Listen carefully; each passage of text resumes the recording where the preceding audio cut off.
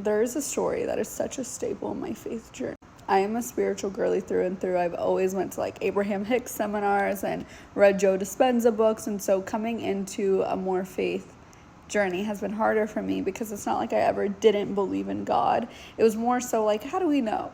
Like, how do we really know? But there was always something that I loved about Christians, which is they felt so at peace. And I think what I struggled with for a while is the same cycles of these child wounds that I had as a kid, and they just like wouldn't go away. Like, I did hypnotherapy for a while, I read every self-help book, and I felt like I still suffered with these wounds.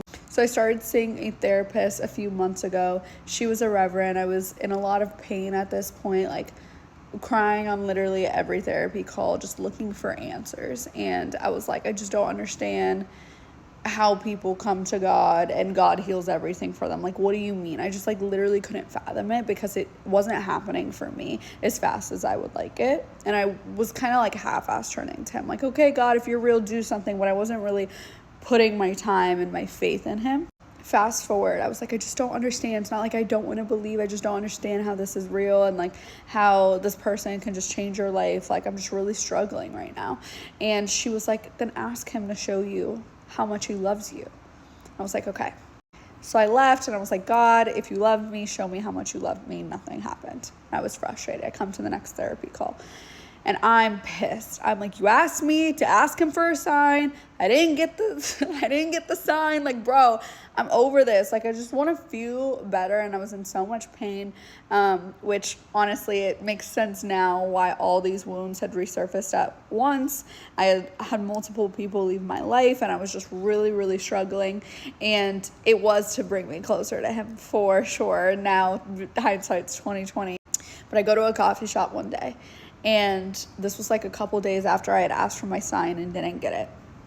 And I was on the phone with a friend. She was struggling with a horrible breakup. So I had like literally changed my call schedule around, was pacing around outside the coffee shop, giving her advice. I had headphones in. And this girl came up to me with a tea out of like nowhere. And I like removed my headphones and I'm like, hi, like, what's up? She was like, I just want to let you know, looks me dead in the face, holding the tea. I went and got you this because I've been overhearing your conversation and you are the most beautiful, well-spoken. Your friends are so lucky to have you.